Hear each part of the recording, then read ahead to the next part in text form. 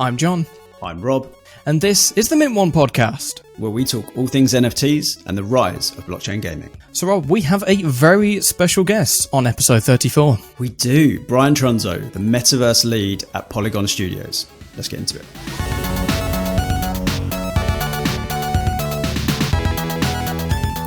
Brian, thank you very much for taking the time to join us on episode 34 of the Mint One podcast. How's it going for you today? Not bad, and pleased to be here. Thank you for having me. No, it's we're much obliged. I think the first question I would ask you, also your official role is Metaverse Lead. It's not something you see every day, so could you kind of divulge a bit, kind of what it is that your role entails exactly? There we go. Just jumping in with the tough questions, right? That nebulous term, metaverse. Who are you? What do you do?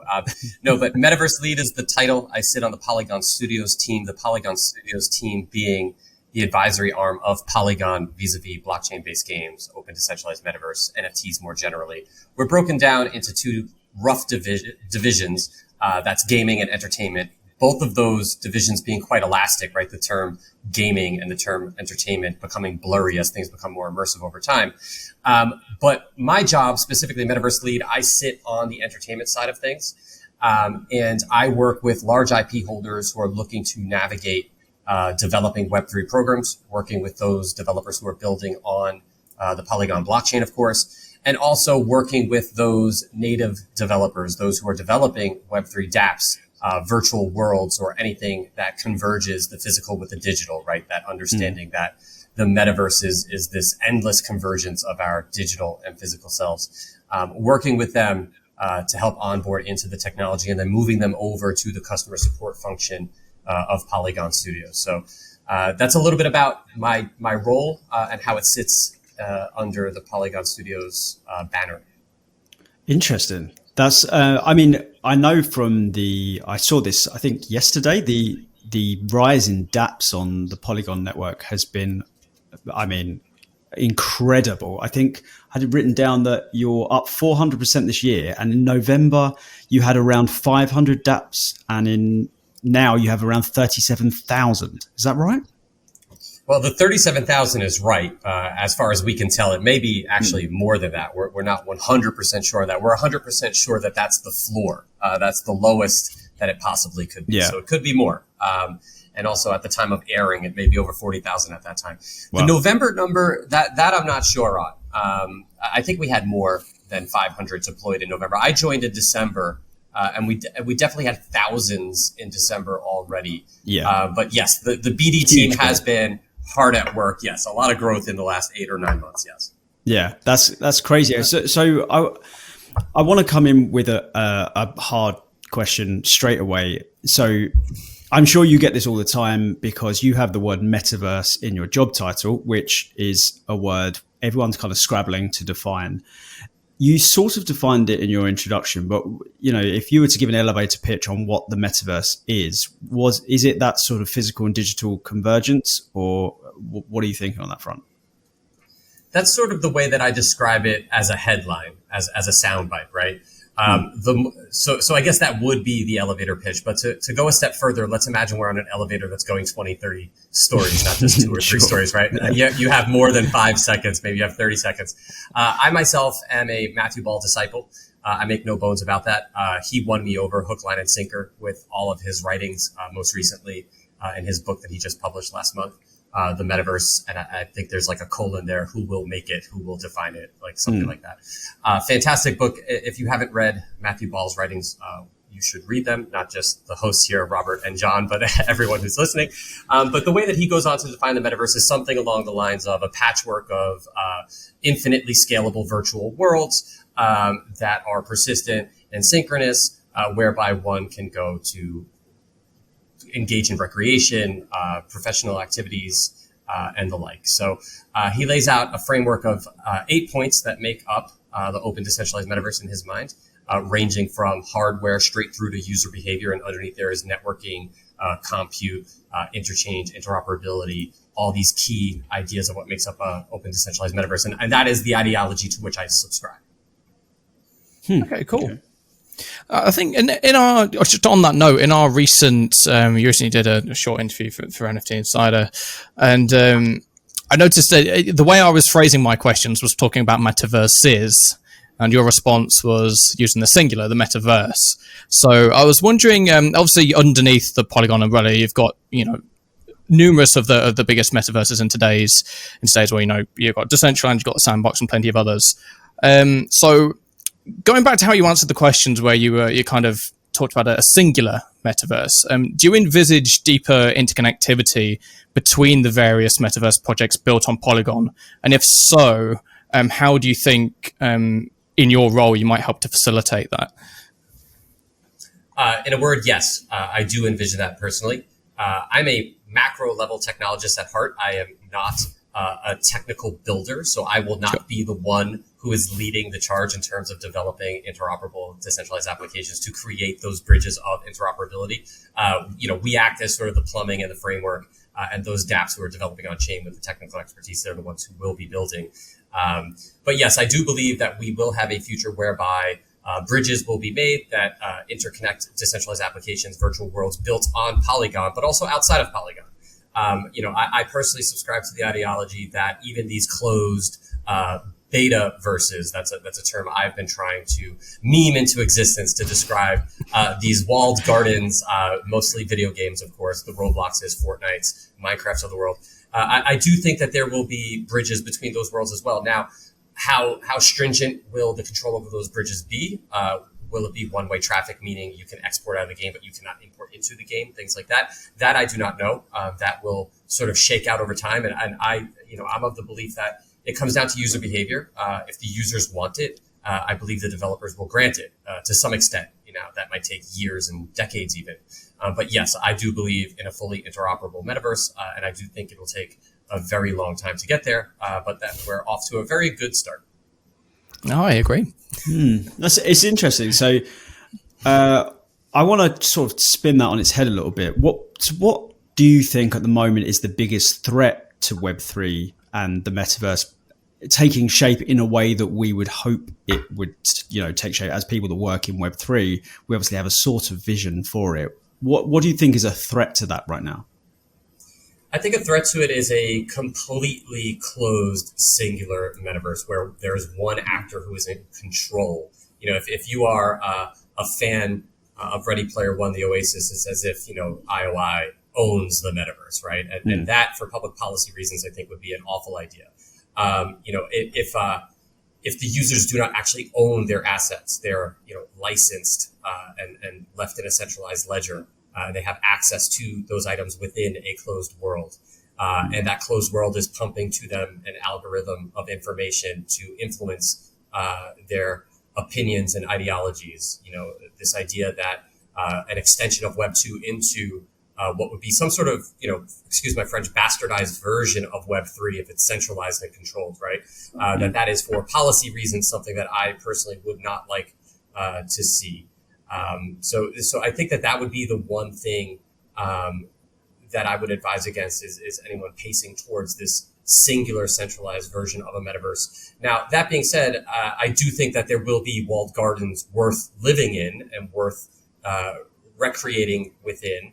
I think that it comes down to the user behavior, and it comes down to what they want out of these virtual worlds. And I think things that mirror video games as we understand them today that are closed, and things that mirror betaverses or proto-metaverses as we understand them today that are closed, whether it's a VR chat or Horizons, if they never actually integrate with Web3, I think those will offer a value to a specific kind of consumer who will want that service. And I think it just comes down to the user of where they want to spend time.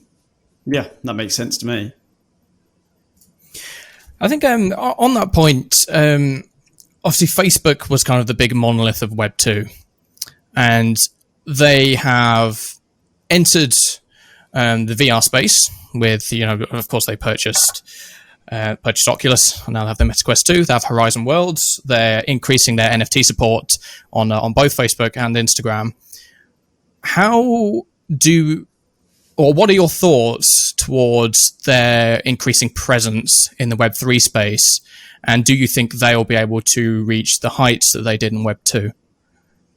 Yeah, I think one only needs to look at a Google Analytics trend chart of the word metaverse and understand just how much Facebook and Meta has done for the vertical writ large, right? I think it was October that Mark Zuckerberg went to press stating that Facebook would be rebranding and that it would be a metaverse company.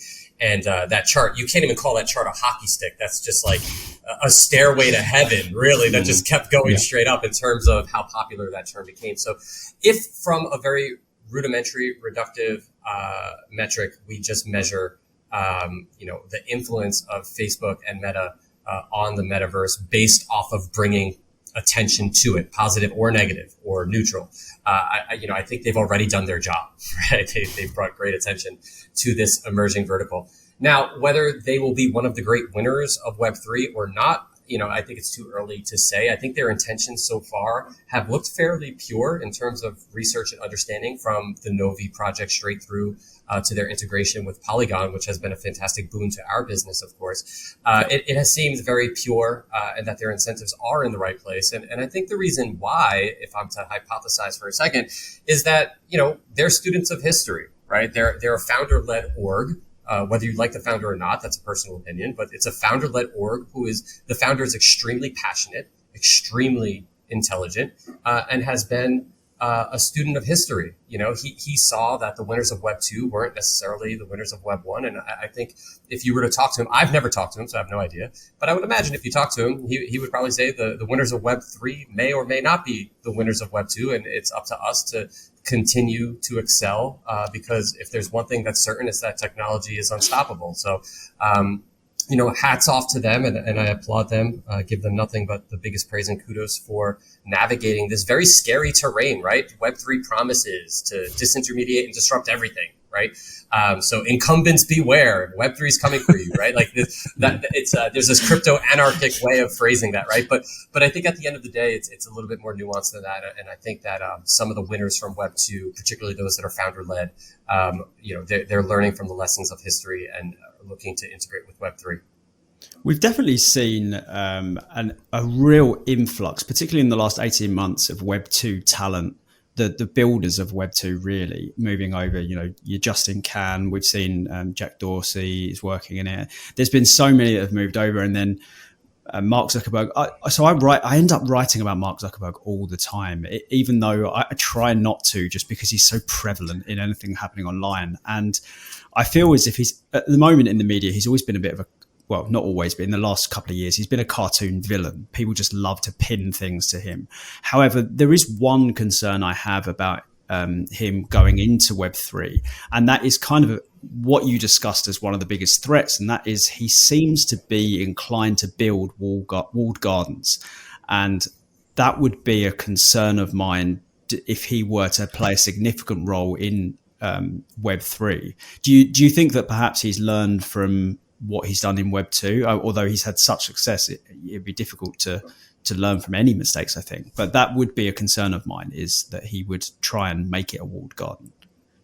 Yeah, I think at the end of the day, there are two very large macro level forces at play that will influence the decision of Meta's fearless leader to go in one direction or another, and that's shareholders and what I mentioned earlier, human behavior. Right? If the shareholders are not pleased with a certain direction that's being taken, they will make that be known in the free market, right? And one would have to adjust to address that.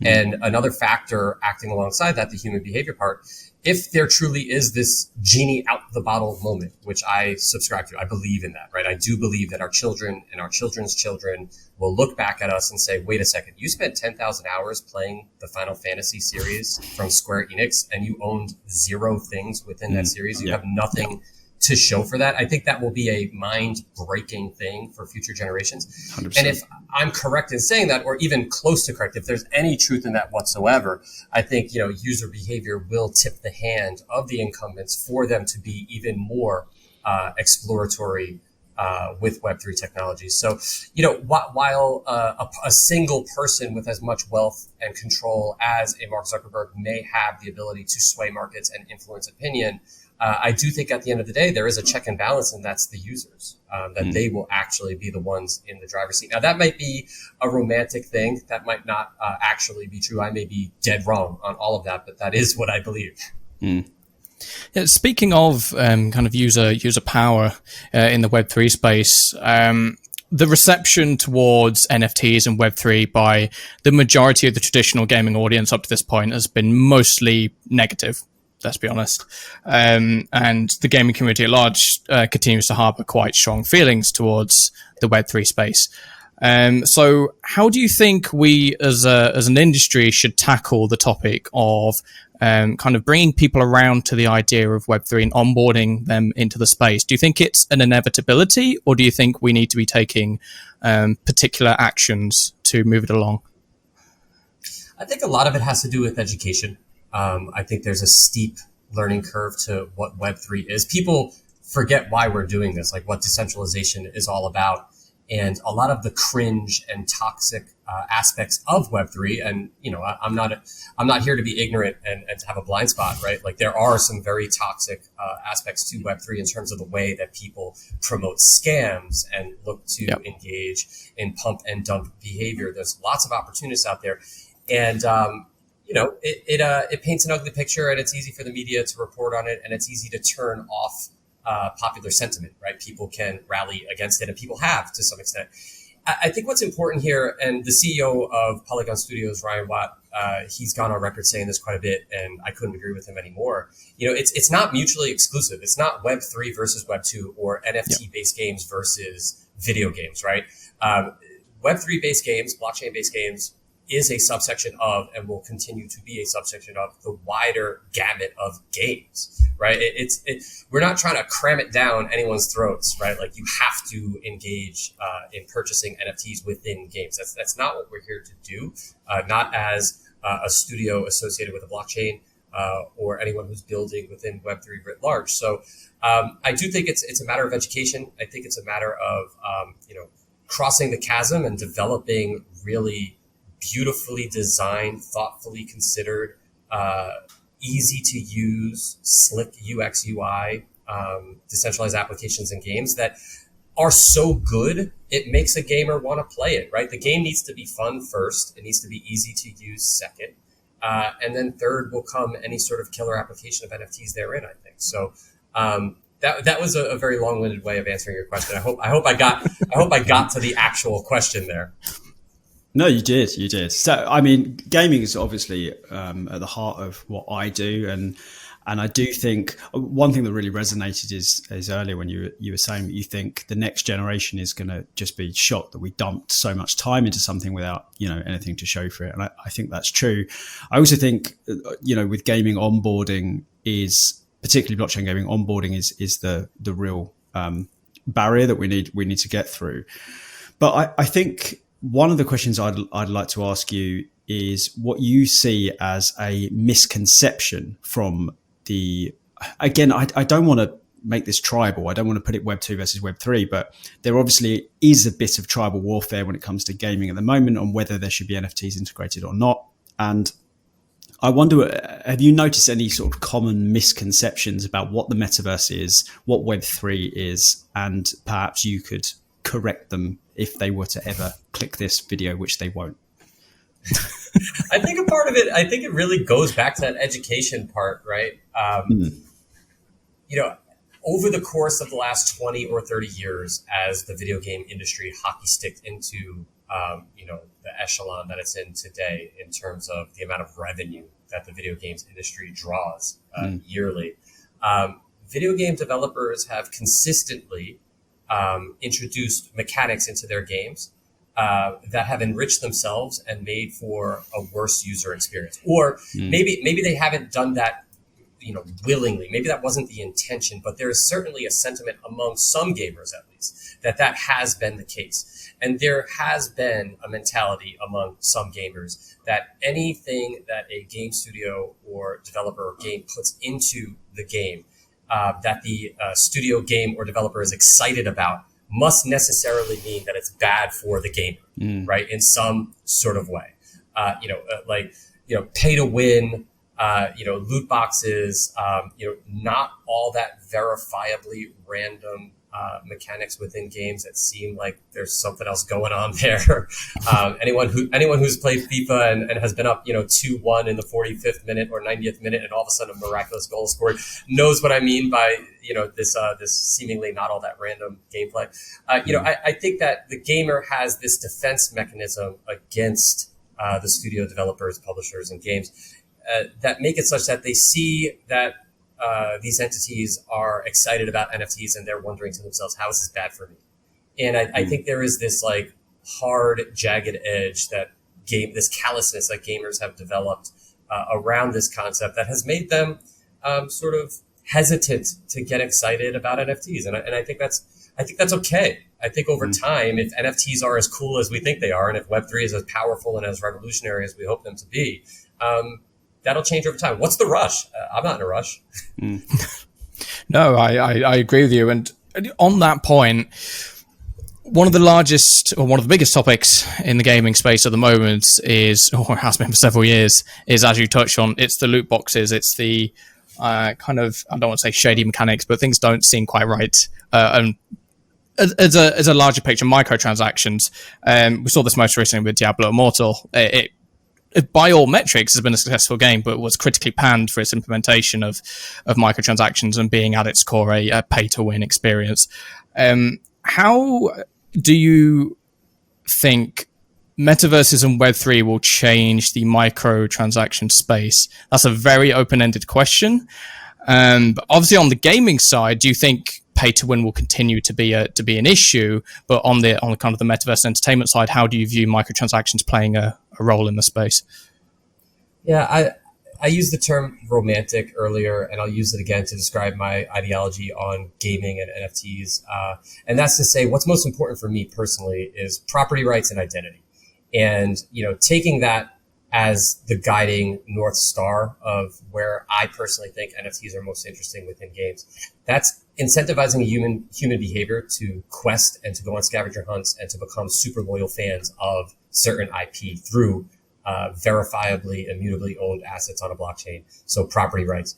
And alongside that, or maybe on top of that, the ability to allow gamers to self-express in a way that is unique to them through these visual identities, right? So for me, some of the major unlocks within NFTs, Web3, generally a blockchain-based game specifically, is the ability to not change gameplay necessarily over the item that's owned, right? So I don't think owning a specific item, like literally owning it as an NFT, not as a license to use something, that has much, that should be the most important part of NFTs within games. I think it's more the ownership aspect, so that things can be verifiably proved, so that fans of games can be turned into super fans and can be sort of incentivized to go deeper and further and be and to explore and discover more, right? Like turning everything into a game, really. The games within games, kind of. That it's kind of like Inception, dreams within dreams, games within games. And then the self-expression part, cosmetics in game items, wearables, we've seen just how big that has been for games even before NFTs. But now that one can actually say he or she owns an item, it's just even more powerful. That's something I'd like to explore a little bit more, actually. John and I last week did an episode on NFTs for luxury brands. And I think, if I'm not wrong, you have a background in fashion. Is that correct? Yes, that's correct. Yes, right. So this is kind of a two-part question. Firstly, one thing I love about Web3 is everyone's sort of road into it is different because it's so new, you can't have worked in it for 30 years. So people have come from every different industry, and fashion. So I'd like to know how you've, landed from going from fashion into crypto. But the other part of this is also about the luxury NFTs, and you say you work on the entertainment side. So I wondered if you had any thoughts on which industries you think will be most impacted by NFTs and, perhaps revolutionized by them. Yeah, so I'm hearing three parts of the question, so hopefully I can address all three. I get a feeling that I'll be in part two and forget what part three is. But first was my background. I'll try to be quick with it. I have a bit of a Forrest Gumpy background. I've changed careers a few times, having started professionally as a financial services attorney, of all things, and pivoting into fashion over a decade ago. Yeah, we could do a whole podcast on the law side. So we'll just put a pin in that, move past it really quickly, moved into fashion over a decade ago, having owned and operated stores and brands in New York. I sold those businesses in 2016. And around that time, I was sort of pacing around thinking about what's next. I wasn't in like a dark place, but I wasn't incredibly happy leaving those businesses. And crypto hit me at the right time. It gave me meaning, to be honest. When I fell down the Ethereum rabbit hole it was April 4th. I know I'll forever remember the day. It was April 4th, 2017 was the day I made my first purchase of Ethereum and read the white paper and just completely fell down the rabbit hole and never came up for air. I was doing trend forecasting, and my job was to tell large corporates what the kids were getting into so that large corporates could make products for said kids. So my clients were luxury brands, designer labels, CPG companies, really ran the gamut through culture. And they were fixated on Gen Z. And I started cramming into all of my trend forecasts and consulting work information about NFTs as CryptoKitties came on the scene in November or December of 2017. And I really tried to plant a flag and develop a reputation as someone who was thinking about how NFTs, provably scarce items in virtual worlds, stood to sort of change the way people behaved online. And over the course of 5 years, I went deeper and deeper, always having a job in fashion, launched a Web3 and Metaverse consultancy a few years back. And back in December of this year, of last year, rather, of 2021, took a job at Polygon. So that's my trajectory from fashion into Web3. Now, you also asked a question about designer labels, and I'm not 100. I thought I would forget by question three what question three was, but I already forgot question two. But I think it was something about like how they're dipping their toe in this and why. Is that generally the spirit? I mean, that's basically what our episode last week was on, about how they are, and they're dipping toes en masse. But the overarching question is, which industries do you think will be most impacted by the introduction of NFTs? Yeah, it's reductive to say all of them. It reminds me of that scene in Office Space, where they ask a dude whose name is Michael Bolton, these HR consultants. They're like, "What's your favorite Michael Bolton song?" And he's like, "All of them," because he doesn't have an answer. But I do have an answer. I personally do believe that fashion will be one of, or self-expression more generally, will be one of the great Trojan horses into for Web3 into the public consciousness. And I also think it'll be a great onboarding engine for females, to be honest. Web3, the metaverse gaming, have traditionally been male-dominated verticals and industries, and I think that fashion will be a great unlock into Web3 for females. Alongside that, something I'm very passionate about, and this also goes back to my trend forecasting days of having done consumer insight work for specifically Gen Z, but also younger millennials, is CPG. CPG and anything that touches upon loyalty rewards. I think that the average cost of an NFT over time will pace towards zero. And I don't think that's a bad thing. I think if you truly understand what NFTs can do digitally for brands and for those who own them, pacing towards zero is a good thing. The democratization of NFTs and the usefulness of them to incentivize behavior through affiliate marketing programs, loyalty rewards programs. So looking at, quick turn consumer goods, looking at anyone who is playing in the travel space, playing in the credit space, looking at the Amexes and Deltas of the world, right? This idea of turning your loyalty rewards points into NFTs that not only could be freely transferable and tradable as atomic assets on the blockchain, but as ways for one, and by saying a company to gamify the experience of acquiring these points through affiliate marketing programs by similarly situated brands, right? So this idea that Amex and Delta don't need to open up an API, that an influencer can actually create a quest on social media for one to acquire certain rewards and then reward you with a third thing that's fully composable on blockchain.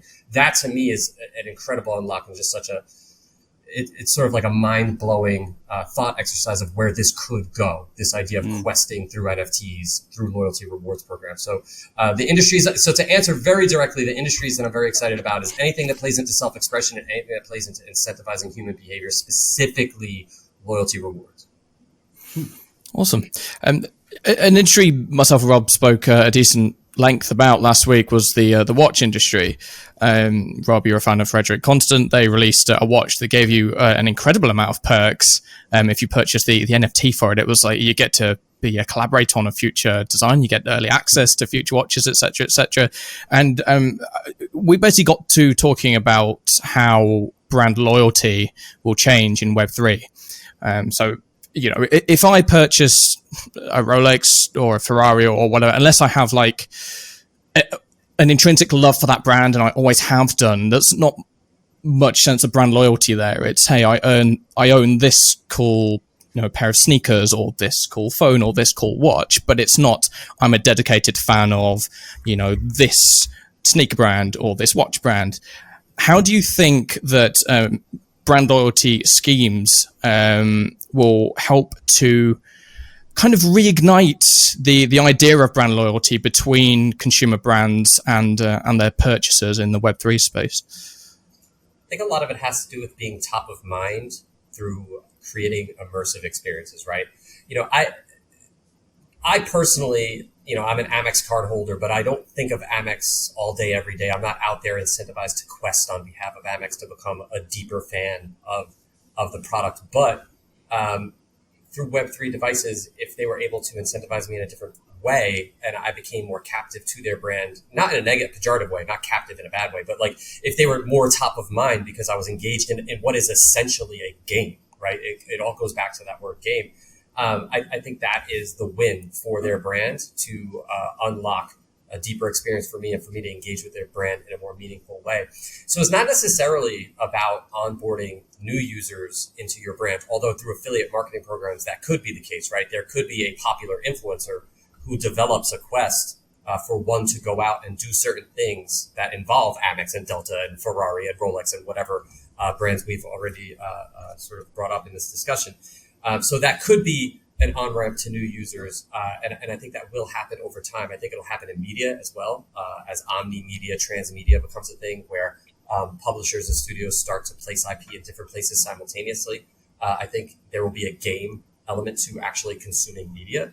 I think that's the way the landscape will look for onboarding new users. But I do think a huge part of it is also just getting more value out of and giving more value to existing users and turning users and consumers into fans. I think that word fan is going to be one of the favorite terms for marketers and brands in 2023 and beyond. You know, there are a lot of these marketing publications that, you know, they put forth the word of the year, right? Like, what's the word of the year? And, you know, years ago it was like experiential, right? Like every retail operation had to have an experiential component. Then it was omni-channel, right? As the direct-to-consumer e-commerce movement took hold, like everything was omni. And I think the word fandom is going to be the most promising word and become a part of every brand marketer and brand's sort of toolkit moving forward. It's interesting because it's a topic that John and I have talked about a lot, and how it will change the way people interact with the things they do on a daily basis. I've worked in the photography industry for a long time, and when I joined it, there was a different attitude towards brands than there is now. Now it's a more self-serving attitude, and I don't mean that as a criticism either. There was no benefit to not being self-serving. There used to be communities around these things that has been kind of lost, and I think it's also a little bit the case with gaming now, not only because the volume of games we are getting is far higher than we had 10, 20 years ago, but also gamers are becoming a little bit, like you said, like calloused, a little bit harder. They look for what they're getting out of it, and they're wary of things that are introduced. This is something I wanted to ask you, and it's a bit of a tricky one. and it will put you perhaps on the spot a little bit. But there was a podcast recently with Mark Cuban on it, the Altcoin Daily podcast, and they asked Mark what he thought about the metaverse and metaverse land. And I think generally he's on board with the metaverse. I mean, he's obviously invested heavily in crypto, and he's working with Yuga. And however, he said, which was doing the rounds and getting a lot of criticism on him, was he said, and I'm going to quote him directly, "Buying land in the metaverse is the dumbest shit ever."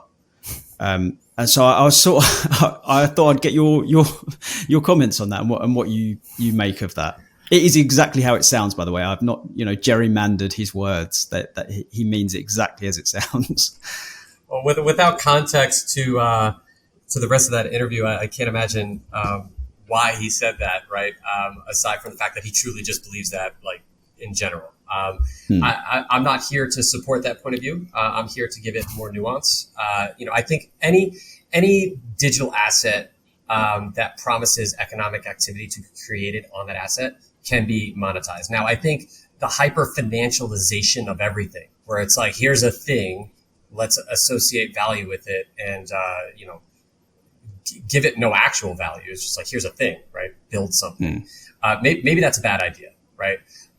But a piece of land within a virtual world that allows for economic activity to be created on that land, whereby owners of that land can come together, coordinate, and govern. I think that is a good idea, right? So land for land's sake, right? The sort of the Ponzi aspects of it, like, I made this virtual thing, buy it and sell it to the next guy. That's dumb. I agree with that, right? But the person who's creating that has poor intentions, right? They're just creating it to sell it, right? And it's sort of like the last greater fool to hold it, right? That sort of idea.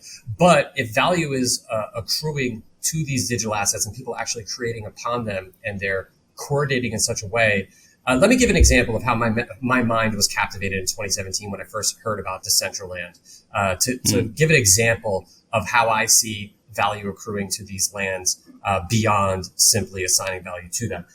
When I found out about Decentraland, I also found out about Aragon, which was, and it may still be, although I don't hear about Aragon all that much these days anymore, was one of the first DAO tooling kits made available, right? An easy way to spin up DAOs. And when I learned about the two of them at the same time, I was maybe my legal background caused me to think this way, but my imagination was captivated to think, oh wow, there's going to be homeowner associations within the metaverse, within these virtual worlds, and those who own will be a part of these DAO things, right? Like, we didn't know what they were at the time. I was like, these DAO things, okay, great. So there will be these homeowner associations within these DAOs, and they will actually govern height restrictions within certain parcels, and they will govern the protocol, right? That made sense to me, right? Maybe there will be public works. They will put on, like, games and theater within these metaversal virtual worlds. And the actual denizens thereof will own it, and they will be the ones who actually recoup the revenue from NFT sales of these public works that are hosted on these lands. That is how my mind was captivated, and that is how I make sense of giving value to these lands, right? It is where economic activity can accrue to them, and where folks can govern them with pure intentions and real monetary incentives. The counter to that is, why would we restrict the ability for people to create? And I don't think that it's meaning, why are we having scarce lands? Shouldn't everyone just have land and you could just create on these lands? I don't think it's mutually exclusive. I think both can and will exist. And I think there will be platforms that cater to both. And it depends on where the user wants to spend his or her time. Yeah, so I think when I wrote about it yesterday, I think I can see a little bit where he's coming from, because a lot of people refer to land in the metaverse as a digital counterpart to the physical, which I don't think it makes sense to look at it in those terms, because location and scarcity and they still exist. So the example I gave was, a lot of companies like HSBC and stuff, but they bought places in the Sandbox, for example, which is probably the premier metaverse game at the moment. And I see it rather cynically. I see it as really a PR stunt, a marketing move to show they're forward thinking and they're involved in Web3.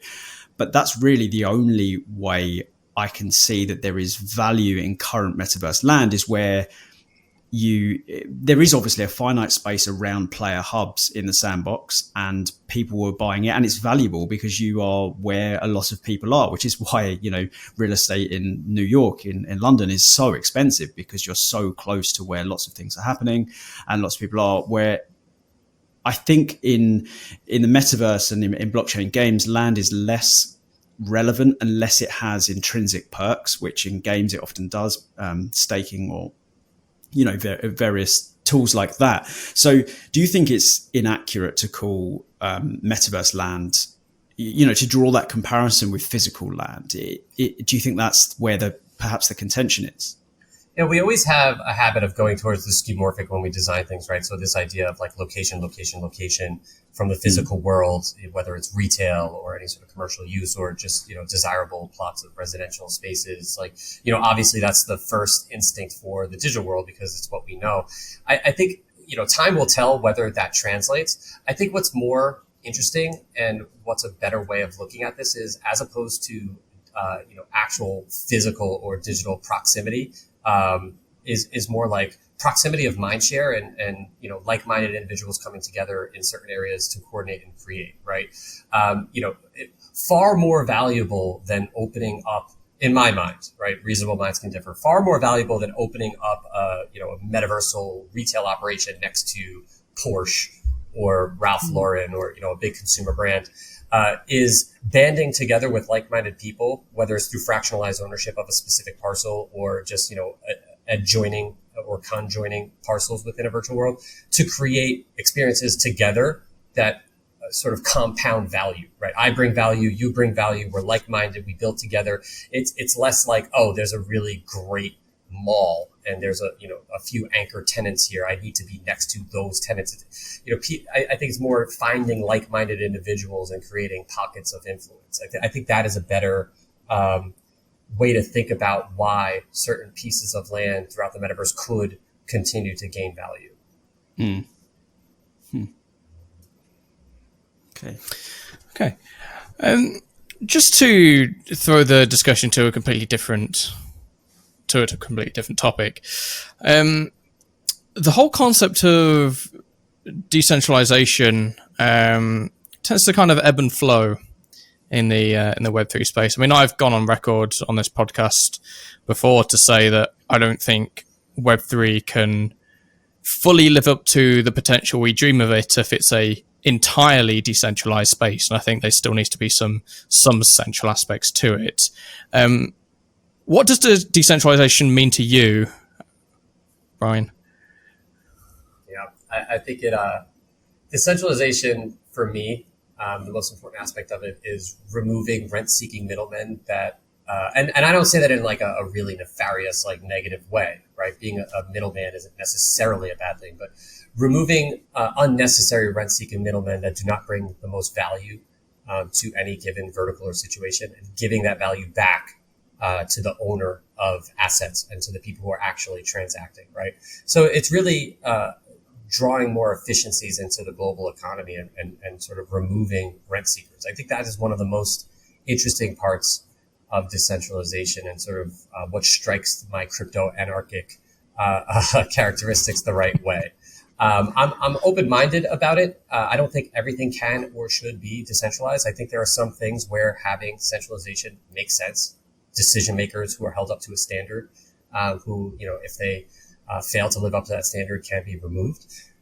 Traditional democratic processes and capitalistic processes, and just things that commonsensically don't need to be decentralized. Meaning, for instance, Robert, you brought up earlier digital twins, right?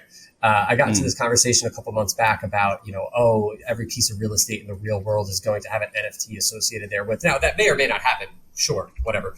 I don't take, an opinion on whether it will or will not happen. But if you think that that's going to be 100% decentralized process, you're insane. So if you lose your NFT, you don't own the building. Like, come on. Like, there's a centralized party there that you're going to call and get your hash or your receipt that you own the deed to that building. You're not just going to lose the physical building because, the digital version was either hacked or exploited or lost, right? So Yeah, for me, it's the removal of rent seekers that may not necessarily bring as much value as they charge.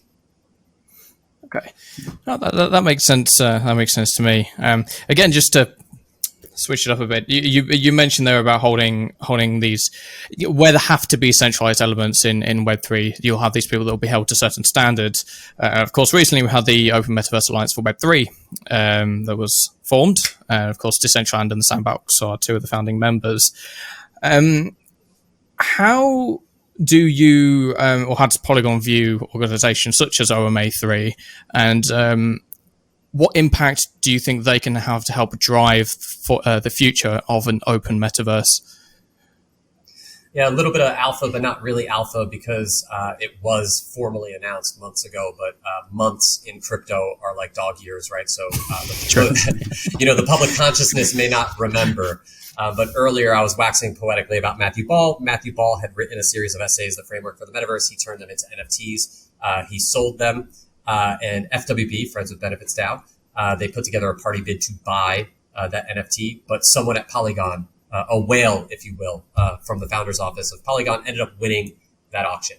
And as a result of that situation, Polygon came together with FWB, a community of which I'm also a member. So it's kind of cool to sit as an employee of Polygon Studios, but as a member of the FWB community, came together in comity to develop what we are calling the Metaverse Alliance DAO. It is our own version of Open Meta, of the other Metaverse Alliances, and we are proliferating this idea of an open and decentralized metaverse and developing products and services digitally and physically as well in some instances to really push that message for an open and decentralized metaverse. So I think your question was whether it's a good idea. So by virtue of working at Polygon Studios, being a member of FWB, and being, I guess, kind of like a founding member of the Metaverse Alliance DAO, I would say, yes, I think it's a great idea.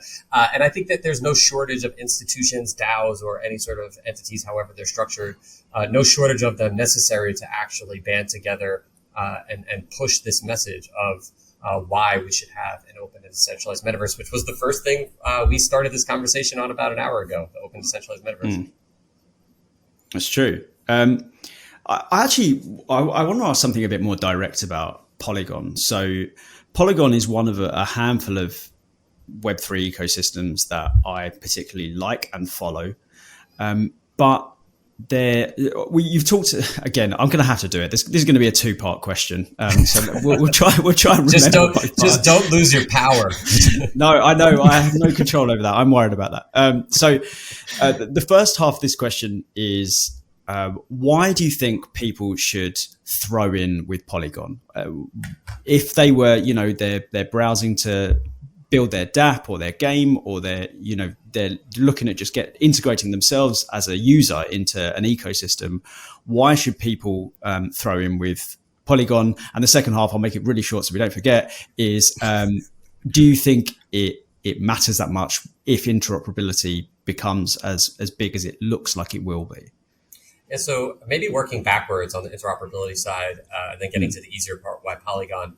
Polygon does believe in a cross-chain, interchain future. So this concept of WAGMI, this concept of a patchwork of technologies to actually bring Web3 and blockchain to the masses, that is something we do subscribe to. And as a result of subscribing to that, we have hitched ourselves to the Ethereum bandwagon, right? We made no bones about it since launch, and even through the past year or two of these large monolithic layer ones positioning themselves as Ethereum killers. That goes back to 2017, 2018 ICO days, people benefiting from that message. We have never played into that message. We have always positioned ourselves as a scaling solution to the Ethereum virtual machine. So while we do believe in a cross-chain, multi-chain future, we do think that it will be an EVM-centric future, that Ethereum will be the settlement layer, that the L2s will be the execution layer.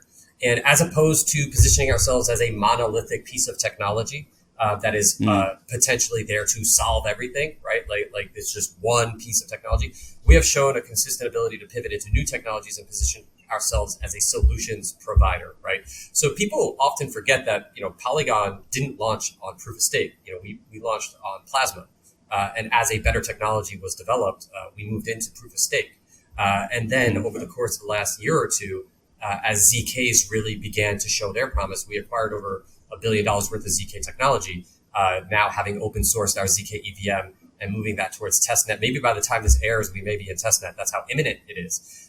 Developing different flavors of ZK rollups, working with enterprises like EY on ZK optimistic rollup hybrids, the Nightfall project there. And then finally, our enterprise blockchain solution, SuperNet, built on our edge technology, which is meant to be an Ethereum native Internet of Blockchains for large enterprises that need a more brand safe environment that is somewhat more permissioned, right? Viewing decentralization as a spectrum. So we really have positioned ourselves as a solutions provider that has multiple technologies, and we can solution engineer, the right framework for any developer who's looking to build on blockchain. So, to answer your question, yes, believe in a cross-chain, multi-chain future. And, we think that we're best situated to address that future because we are addressing all different parts of the value chain.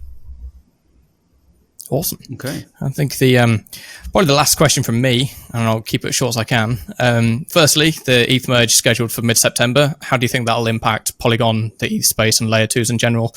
And on top of that, how do you envisage the space as a whole changing within the next 12 months? Yeah, I think that will be bullish for every Web3 decentralized application and blockchain protocol that's building on the EVM. If that goes off without a hitch, the Goerli testnet went live, I guess last night or early this morning, depending on where you are in the world, without a hitch. So, we're pacing towards that September 19th date, which the Ethereum Foundation has put out.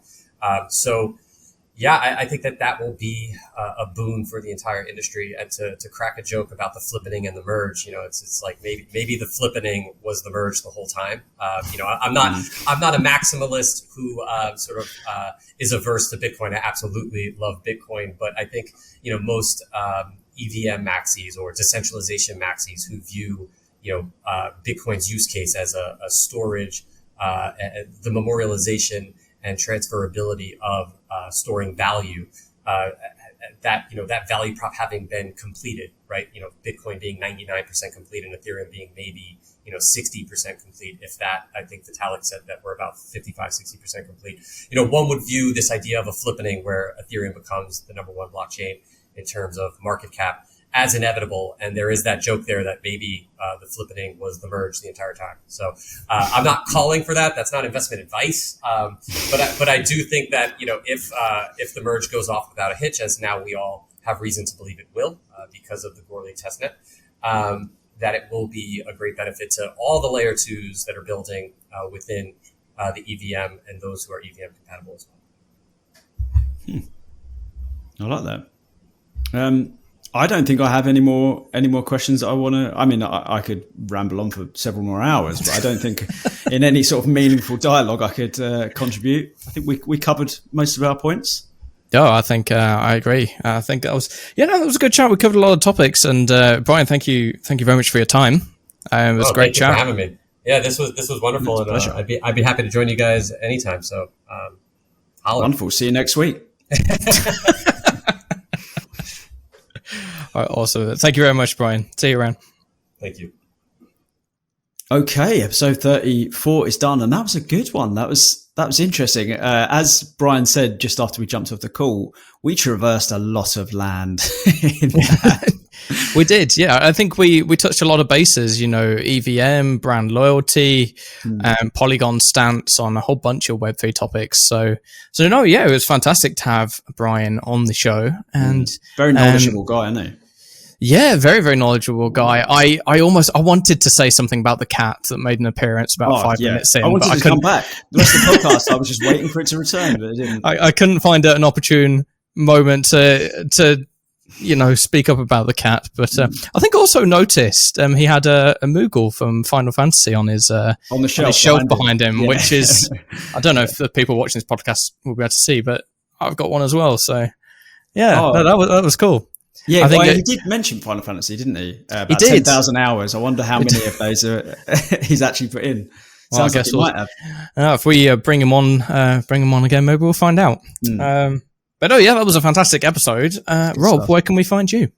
You can find me at tokengamer.io for daily blockchain gaming and the peripheral ecosystem news. That was a weird way of saying that, but I wanted to make it clear that we don't just cover blockchain games. We like to cover the tech and the various ecosystems that are holding it up. And then you can find us on Twitter at tokengamernews. Where else are we at Token Gamer News? YouTube, we're at Token Gamer News. We've got some more stuff going up. We're doing a few more series now. So that's going to start ramping up in content. Then we stream Tuesdays and Thursdays. That is super dope on the Token Gamer channel, which is just twitch.tv/Token Gamer. I think that begins at 8 p.m. UTC. And it's always just games and giveaways. So I was writing last night, but he streamed yesterday, day before yesterday, and he opened some packs, and I hear he got legendaries or something crazy. He got something really, really rare, but I haven't watched the VOD back yet, so I'm going to have to go on my own YouTube channel to find it. I think download our Wax app, Wax Companion app. It's on both app stores. Type in Token Gamer, you should find it. Where can they find you, John? Just before I get into mine, I've heard a few people speaking good of the app lately. I saw Stuck at 6 p.m. put something on Twitter about how useful he found the notifications. So yeah, if you want a great companion app for the Wax blockchain, then definitely go and find the Token Gamer app on the app stores. For myself, for the latest NFT news, it's nftinsider.io. It's been busy. We've been daily uploads last week, this week, all sorts of stuff, both on Wax, on Polygon, funnily enough, and on all sorts of other chains. News, we did a listicle on the top 5 sales on Wax. We've got some really cool written interviews coming up. We have Our Planet, we have Alien Worlds, we have Lonely Pop, which is a really cool ETH-based PFP project. But yeah, loads of really cool stuff coming up on the website. For our socials, it's at nftinsider_io on Twitter and Instagram. Doing giveaways as we always do, and have recently started uploading clips for the podcast. So yeah, that you'll get the kind of the best bits, the best quotes, etc. On your social feeds, which is really cool. For me personally, it is at Hydropowered, HYDROPWRD on Twitch, Twitter, Instagram, TikTok, Clubhouse, probably more. Wrap it out. Twitter being the number one platform for me. That's where I daily tweet about everything that's going on in space and all the things you should look out for, whether it's new projects, security tips, what's going on generally in Wax or blockchain in general. That's where you can find it. And we do now, for the podcast, have a Twitter account. So it is at Mint1Pod. So MINT, the number 1 pod. That'll get you to the Mint1 Podcast Twitter. There is nothing on it at the moment, and I think it's only me and you that follow it. So it's a race to become follower number 3 by the sounds of things. But yeah, we'll be putting clips up there and asking you guys all sorts of questions. It's a great way just to reach out to us if you've got any feedback. So yeah, there we go. I think that is everything from me. Yeah, nice.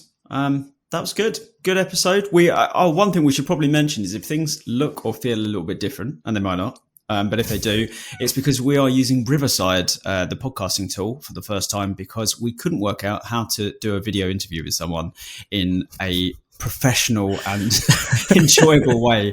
And I hate Zoom. So outside of that, we were looking at options. And the listeners absolutely do not care, but the wheels have come off. I think Riverside's pretty impressive so far, depending on if it's, you know what I'm going to say. As I mentioned in the podcast, but I'll give you the full rundown. My entire office got possessed in the middle of that podcast. I think I had a power surge. My lights started getting brighter. Things started flashing. My fan turned itself on, which was lovely, but brief. And when I came back, my computer turned itself off and back on so quickly, I didn't actually lose the tab with Riverside in it. And it said, don't close this tab. We're still uploading, but you can rejoin the call. I've clicked rejoin, and then it wasn't uploading anything.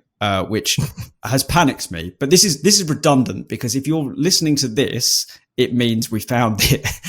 If we didn't find it, this won't be anywhere, I imagine. Yeah, if this episode sounds perfect, like no bad cuts, nothing missing, then I will give Riverside a 10 out of 10 for handling the power surge, like me stopping and starting recording about 6 times. Put it through its paces. I'll give it rave reviews for anybody who wants to who's looking for a good video call piece of software or podcasting tool. But there we go, episode 34 in the books. Thank you very much for watching. If you're watching this on YouTube, be sure to like and subscribe, and put your notes down in the comments if you've got any feedback, anybody you'd like us to interview, or any topics that you'd like us to bridge. And of course, if you're listening on Apple Podcasts or Spotify, please give us a 5-star podcast rating. I believe on Apple you can leave a comment as well. So yeah, please do that. And I don't think we still haven't read out any of the 5-star reviews. Maybe I shall have a look. I'll have a look, and if there are any, I'll read them out next episode. Yeah, presuming we have some. We'll read out 1-stars as well. Oh man, but hey, there we go. Episode 34 in the books. Thank you very, very much for tuning in, guys, and we hope you tune in again next week.